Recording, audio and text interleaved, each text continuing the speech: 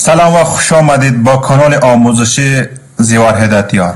من اینام الله الیار هستم و بسیار خوشحال هستم که امروز هم با شما هستم. در این درس ما می‌خواهیم درباره یکی از مهمترین بخش‌های زبان ازبکی صحبت کنیم و آن هم اسم ها است. اسم یعنی چی؟ چند نوع اسم داریم و چطور در جمله استفاده می‌کنیم؟ همه‌اش را با مثال‌های ساده و قابل فهم یاد بگیریم.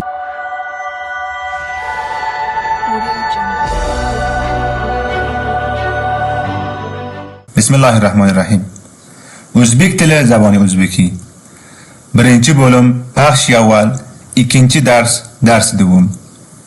Aziz qadrdon do'stlar, ismlar ya odlar darsiga borishlikdan oldin sesli ya unli harflarga bir bahs qilib o'tamiz. Aziz do'stlar, o'tgan darsga aytib o'tgan edikki, 6 ta sesli harf bor o'zbek tiliga: alif, mad, alif, vav, cho'ziq vav, yo va cho'ziq yo.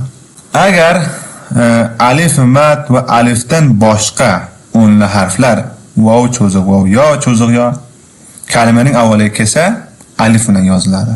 Agar alif, mad kalimaning avvaliga kelsa, alif, mad bilan yoziladi, o'rtasiga kelsa, alif bilan yoziladi va oxiriga kelsa ham alif bilan yoziladi. Agar alif kalimaning avvaliga kelsa, alif bilan yoziladi va o'rtasiga va oxiriga kelsa, he bilan yoziladi. Do'stoni aziz, پیش از اینکه در درسی اسم ها برویم، اول درباره حرف های صدادار کمی بحث میکنیم. در درس گذشته گفته بودیم که در زبان ازبکی 6 حروف صدادار داریم: الف، مد، الف، واو، چوزق واو، یا و چوزق یا. بجز از الف، مد و الف این 4 حروف صدادار در اول کلمه بیاید، همراه الف نوشته می شود. و هم الف مد در اول کلمه بیاید، همراه الف مد نوشته می شود. در اوسط و یا در آخر کلمه بیاید، همراه الف نوشته می شود. اگر این الف در اول کلمه بیاید، همراه الف نوشته می شود. اگر در اوسط و یا در آخر کلمه بیاید، همراه ه نوشته می شود. اینجا در مثال واضح شده است. عزیز قدردان دوستlar, qarab tursanizlar. Alif mad kalimaning boshiga kelibdi, alif mad bilan yozilibdi. Bu yerda kalimani o'rtasiga kelibdi, alif bilan yozilibdi. Va kalimaning oxiriga kelibdi, alif bilan yozilibdi. Alifni qarangizlar, bu kalimaning avvaliga kelibdi, ya'ni aka kalimaning avvaliga kelganda alif bilan yozilibdi. O'rtasida kelganga he bilan yozilibdi va oxiriga kelganga he bilan yozilibdi. Buni jang qarab aytib o'tdimki, qarang, yoni bir ham sesli, ya'ni unli harfda kalimaning avvaliga kelibdi, alif bilan yoziladi, ish. O'rtasiga kelibdi, yoni o'zi bilan yozilibdi. Oxiriga aynan. Bu ham ayni shakl. Kalimaning avvaliga kelibdi, alif bilan yozilibdi. Kalimaning o'rtasiga kelibdi, yo bilan, xos o'zi bilan yozilibdi. Bu ham ayni shakl. Kalimaning avvaliga kelibdi, alif bilan yozilibdi, o'rtasiga kelibdi, vovni o'zi ve oxiriga vovni o'zi. Bu cho'ziq vovni qarang, kalimaning avvaliga kelibdi, alif bilan yozilibdi, o'rtasiga kelibdi, xos o'zi yozilibdi va bu oxirida kelmaydi bu harf. Do'stlar, sa'y qiling. اینجا الف مد در اول کلمه آمده، همراه الف مد نوشته شده. در وسط کلمه آمده همراه الف و یا در آخر کلمه آمده همراه الف نوشته شده. این الف را سعی کنید در اول کلمه آمده همراه الف نوشته شده. مثلا اکه در وسط کلمه آمده همراه ه نوشته شده. قرات در آخر کلمه آمده همراه ه نوشته شده. قره. سعی کنید این همراه الف نوشته میشه و چون که حرفای صدادار است، ما پیشتر گفته بودیم. سعی کنید همراه الف نوشته شده. ایش در اوسط کلمه آمده تیش. اینم در اول کلمه آمده همراه الف نوشته شده. ارکین. این واو درز سعی کنین در اول کلمه آمده همراه الف نوشته شده. ارس در اوسط کلمه آمده خودش همراه خود واو نوشته شده. واو دراز. سوز در آخر کلمه این حرف نمیاد. Aziz qadrdon do'stlar, keldik ismlarga, ya'ni otlarga. Do'stlar aziz, omadim dar ismha. Aziz qadrdon do'stlar, o'zbek tilshunoslikda otlar bir nechta turga bo'lindi. Asosiy turlari quyidagilardir. دوستان عزیز، در دستور زبان ازبکی اسمها به چند نوع تقسیم می شوند. مهمترین انواع اسمها عبارتند است. birinchi oddiy ot ya'ni ism soda, yasalma ot ya'ni ism mushtaq, qo'shimcha ot ya'ni ism murakkab, xos ot ya'ni ism xos, umumiy ot ya'ni ism om, ko'plik ya'ni ko'pli ot ya'ni ism jam, masdar ot ya'ni ism masdar. Kelamiz oddiy otga, oddiy ot ta'rifiga. Oddiy ot bu birta so'zdan iborat bo'lgan qo'shimcha yoki qo'shilma bo'lmagan otlardir. Oddiy ot bu asos eng soda ot bo'lib, uni kichik qismlarga ajratib bo'lmaydi.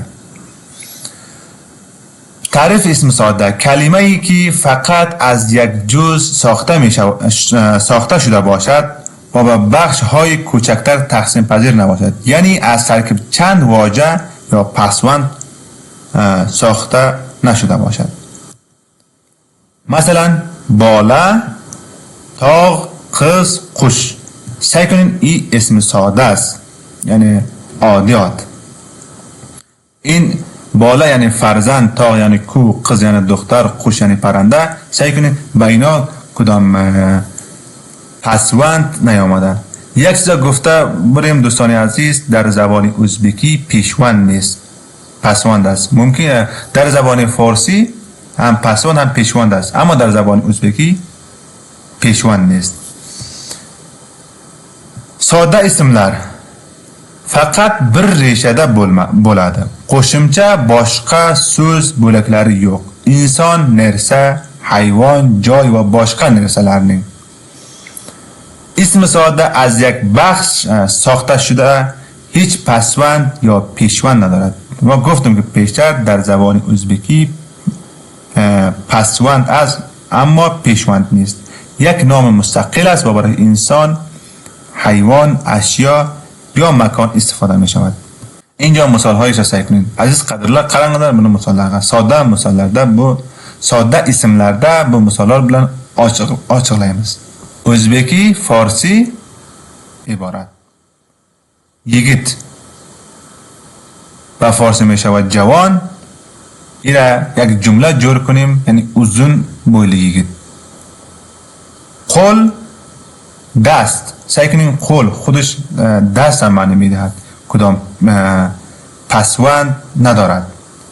اگر ایرا یک جمله درست کنیم یا یک عبارت درست کنیم، قول کوترب داقلش، سقال ریش. اسم ساده سعی کنیم کدام پیشوند یا پسوند ندارد. سقال کشی کن. قوی، گوسفند. قوی یل دنیاده kelgan. ot، اسب. این هم کدام پیشوند پسوند ندارد. ot minish ko'p qiziq bo'ladi. Echki، buz. Echki qurbonlik uchun, ya'ni buz به خاطر قربانی. bolta ya'ni tabar. bolta bilan og'och kesdi. tosh، sang. tosh har rang bo'lishi mumkin. ko'zlik ya'ni oynak. ko'zlik qo'yish ko'zga foydasi bor. uy، xona. uy har kishiga bo'lishi muhimdir. Aziz do'stlar, qarangizlar, bu sodda otlarida qo'shimcha bularga yo'q. Bular ham bu sodda otdan bunaqa bir jumla yoki iborat tuzaladi. Do'stlar aziz, سعی کنید این اسم‌های ساده بود، کدام پسوند نیست. اینا همراه اسم ساده این قسم عبارت درست می شود. keldik yasalmotga. Yasalmot so'z negiziga qo'shimcha qo'shilib yasalgan ot. Ya'ni ism mushtaq ismi است که از ترکیب یا یک با پسوند ساخته می شود. qaranglar do'stlar, o'qituvchi. o'qituvchi. سعی کنین o'qi خودش یک معنا می دهد، توچه کدام معنا نمی دهد. o'qi یعنی بخوان. همراه توچه هم همراه o'qi جمع شد. o'qituvchi یعنی معلم، یعنی استاد، کسایی که درس می دهد. bilim don. Bilim don. Sa'y kuning bilim خودش علم هم میگه. دان همراه دان یک جا جمع می شود. bilimdon یعنی دانشمند، کسایی که دانشمند باشد. اولکه داش. اولکه خودش معنا میدهد، یعنی وطن معنا میدهد. داش کدام معنا نمیدهد. این داش همراه اولکه یک جا می شود. معنی اولکه داش یعنی هموطن را معنا میدهد. آمدیم به qo'shimchaot ya'ni اسم murakkab. Keldik qo'shimchaotga. Ikki yo undan ko'p mustaqil so'zlarning qo'shilishi bilan hosil bo'lgan ot. Ya'ni ism murakkab ismi است که از ترکیب دو یا چند واژه مستقل ساخته شده و یک واژه جدید ایجاد کرده است. Aziz qadrdon do'stlar, qaranglar, kitob xona. Kitob xona. Kitob ham bir ma'no beradi, xona ham bir ma'no beradi.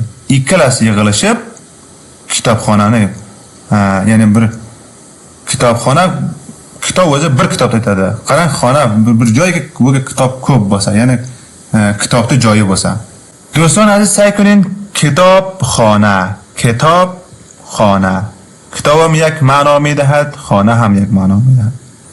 کتاب همراه خانه یک جا شده یک معنی دیگر را ایجاد کرده. سعی کنید جایی که کتاب زیاد باشد. کتاب یعنی یک کتاب هم میدهد. خانه جمع شده یک جایی که کتاب زیاد باشد، خانه کتاب باشد. کسل خانه. کسل مریض هم معنا میدهد. خانه خانه را کسل خانه شد، یعنی شفا خانه، جایی که مریض ها زیاد باشد، آنجا مریض ها تداوی باشد. bilim yurt.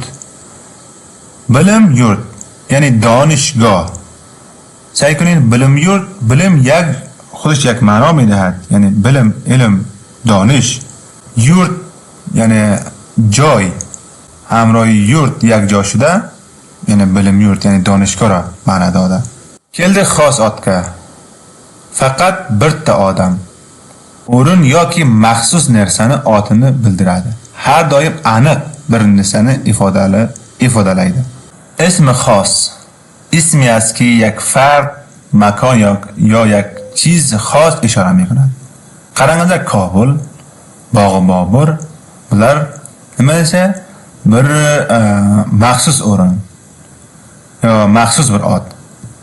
Kobul، باغ بابر، مزار شریف، طالقان، افغانستان، هرات، قندهار. qaranglar، bular hammasi maxsus bir ot، maxsus bir o'rin.